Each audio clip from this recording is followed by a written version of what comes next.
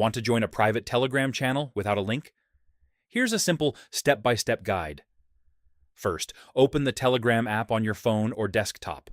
You'll notice there are public channels and groups and private channels and groups. Public channels are easy to find.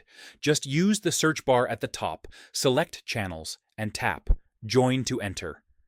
Private channels, however, won't appear in search results. Usually, you need an invitation link or a friend to add you. But here's a trick if you don't have the link. Open your browser and type t.me/channel. Name, replace channel name with the exact name of the private channel. Hit go, and if the channel exists, it will appear. Click Open, and Telegram will redirect you to the app. Finally, tap Join to become a member of the private channel without needing a direct link. And that's it. You can now access private Telegram channels easily.